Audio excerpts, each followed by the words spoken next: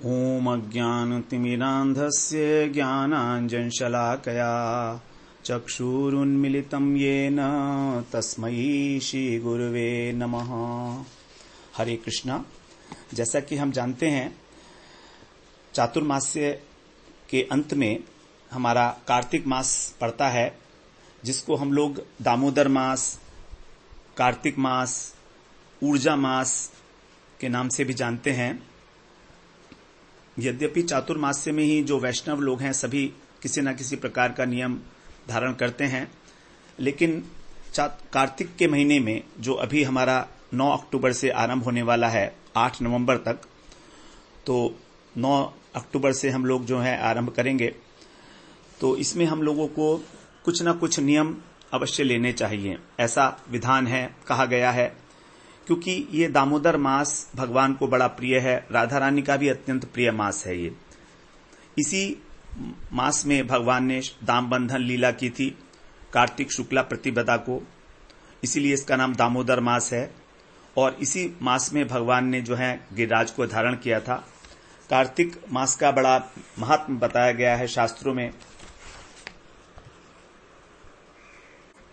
पद्म पुराण में कहा गया है कि कार्तिक मास के समान कोई मास नहीं है, सतयुग के समान कोई युग नहीं है, वेदों के समान कोई शास्त्र नहीं है, गंगा के समान कोई युग नहीं, कोई तीर्थ नहीं है।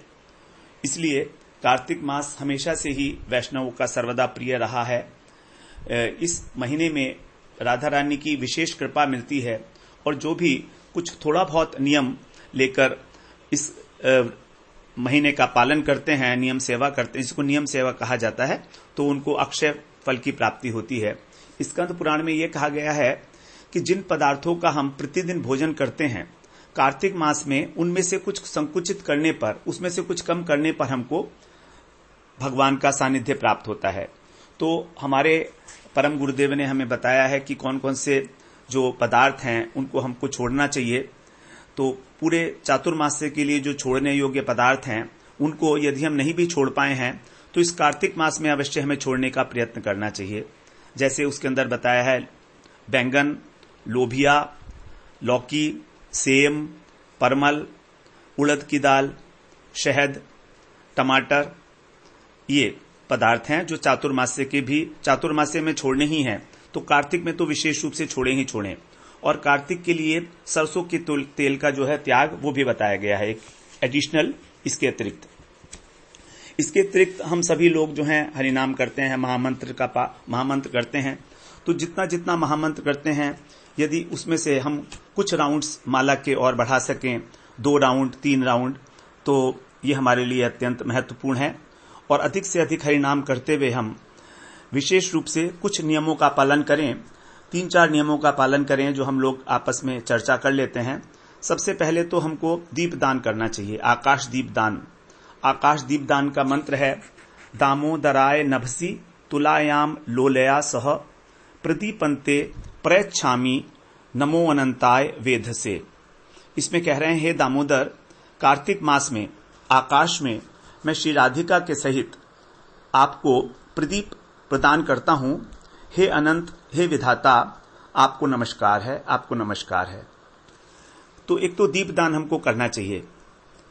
दूसरा, हम लोग प्रतिदिन कार्तिक के मंथ में, कार्तिक के मास में, अर्थात 9 अक्टूबर से आरंभ करके और 8 नवंबर तक दामोदर अष्टक का पाठ करते हैं। इसकी जो है वीडियो रिकॉर्डिंग भावार्थ चिंतन करते हुए YouTube के माध्यम से इस ग्रुप में भेजी जा रही है। इसके अतिरिक्त हम इस वर्ष जो गीता का 12वां अध्याय है, उसमें 20 श्लोक हैं, तो उनका भी संस्कृत में जो है मूल पाठ करेंगे। इसकी ऑडियो रिकॉर्डिंग भी ग्रुप में भेज दी जाएगी। और कुछ समय पहले हमने एक चर्चा की थी श्रीमद् भागवत पुराण में 10वें स्कंध के युगल गीत की। युगल गीत ये 35वें अध्याय में है वर्णन इसका। 26 श्लोकों में युगल गीत का वर्णन किया गया है। तो एक चर्चा हुई थी किसी के साथ, प्रश्न उत्तर के रूप में ही, डिस्कशंस के फॉर्म में ही। तो उसका वीडियो लिंक जो है प्रतिदिन ग्रुप में भेजा जाएगा। लगभग 30 मिनट की चर्चा है, इसको आप श्रवण कर सकते हैं। इसमें कोई प्रवचन नहीं है किसी प्रकार का। जो जो बात कही गई है अलग अलग श्लोकों में उसको समझने का प्रयास किया गया है केवल। और इसके अतिरिक्त एक विशेष बात है जो आपसे निवेदन करनी है, यदि हम उसको कर पाएं, बड़ी विनम्रता के साथ मैं आपसे कहना चाहता हूं कि इस महीने हम लोग केवल एक बात से परहेज करेंगे, एक बात का हम लोग जो है पालन करेंगे कि हम उसको ना करें, तो वो है परनिंदा। किसी दूसरे की निंदा हमें नहीं करनी है और परदोष दर्शन से भी बचना है।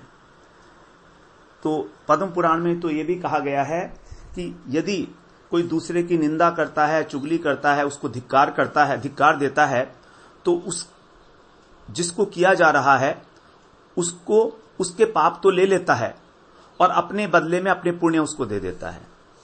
परस्य निंदाम पैशून्यम धिक्कारम च करोति यः तत्कृतम पातकम प्राप्य स्वपुण्यम प्रददाति सह। पद्म पुराण में बिल्कुल स्पष्ट किया गया है। तो निंदा जो है हमारे लिए बड़ी हानिकारक है, हम सब जानते हैं इस बात को, और बड़ा मुश्किल काम है। इसके लिए भी हमें भगवान की कृपा की आवश्यकता है। भगवान की कृपा है हमारे साथ, क्योंकि ये महीना ही उनका है, तो इसलिए भगवान की कृपा का हम लोग अवलंबन लेते हुए और प्रयास करेंगे कि जहां जहां तक हो सके पर निंदा ना करें, ना सुने, और पर दोष दर्शन भी ना करें किसी प्रकार से।